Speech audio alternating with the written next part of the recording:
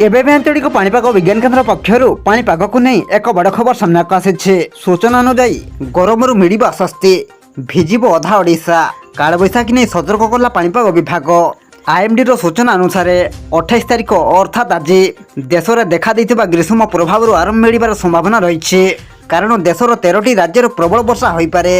ओडिशा समेत उत्तर प्रदेश, बिहार, पंजाब, हरियाणा, राजस्थान, उत्तराखंड, हिमाचल प्रदेश, झारखंड, पश्चिमबंग और आसाम केतेक स्थान में प्रबल वर्षा होबार संभावना रही।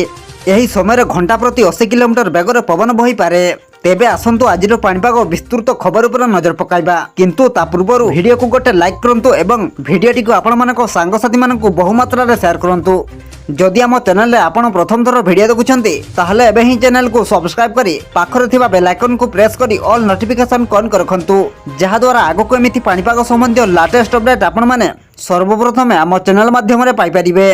पाणीपाग विभाग पक्षर प्रकाशित रिपोर्ट अनुसार अन्य पक्षर वर्षा नहीं सतर्क सूचना जारी करछि भुवनेश्वर स्थित आंचलिक पाणीपाग केन्द्र। पाणीपाग विज्ञानी कहवा अनुसार आसंता 7 दिन ओडिशार केतेक स्थान में स्वल्परू मध्यम धरणर वर्षा होबार संभावना रही।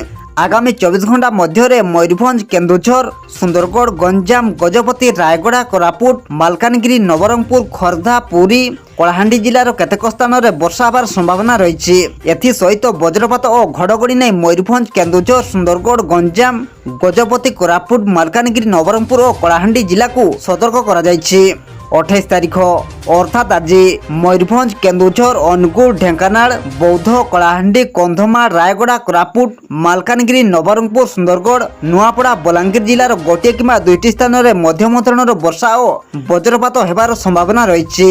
सेहीपरि 29 तारिख अर्थात आसंता काली मयूरभंज, केन्दुझर, अनुगुल, ढेंकानाल, बौद्ध, कंधमाल, कलाहांडी, रायगड़ा, कोरापुट, मालकानगिरी, नवरंगपुर, सुंदरगढ़, नुआपड़ा, बलांगीर जिलार गोटे किंवा 2टी स्थान में हालुकारु मध्यम धरणर वर्षा सह वज्रपात होबार संभावना रही। एथि सहित 40 ରୁ 50 किलोमीटर बेगर पवन बहिबार मध्य आशंका करा जाउछि। 30 तारिख समग्र ओडिशा रे स्वल्प वृष्टिपात होबार संभावना अछि। एथिसह कालबैशाखी हो पारे। पवन मध्य बहिबार संभावना रही। मयूरभंज, केन्दुझर, देवगढ़, कलाहांडी, गजपति, बलांगीर, कंधमाल, रायगड़ा, गजपति, गंजाम, नवरंगपुर, कोरापुट, ढेंकानाल और अनुगुल जिलार गोटे किंवा 2टी स्थान में सामान्य वर्षा होबार संभावना रही। बालेश्वर, बलांगीर, नुआपड़ा, सुंदरगढ़ जिले में कालबैशाखी हो पारे। सेहीपरि 1 तारिख मयूरभंज, केन्दुझर, गजपति, गंजाम, रायगड़ा, कोरापुट, नवरंगपुर, मालकानगिरी, कलाहांडी, बलांगीर जिलार गोटे किंवा 2टी स्थान में वर्षा होबार संभावना रही। सहित कालबैशाखी हो पारे। सेहीपरि 2 तारिख मयूरभंज, केन्दुझर, सुंदरगढ़, बालेश्वर, गंजाम, गजपति आदि जिले में स्वल्प वृष्टिपात होबार संभावना रही। कालबैशाखी सह घंटा प्रति 30 ରୁ 40 किलोमीटर बेगर पवन बही पारे। कालबैशाखी सह 30 ରୁ 40 किलोमीटर बेगर पवन बही पारे। कालबैशाखी सह घंटा प्रति 30 ରୁ 40 किमी बेगर पवन बहिबार संभावना रही बोली भुवनेश्वर स्थित आंचलिक पाणीपाग विज्ञान केन्द्र पक्षर पूर्वानुमान करा जायछि।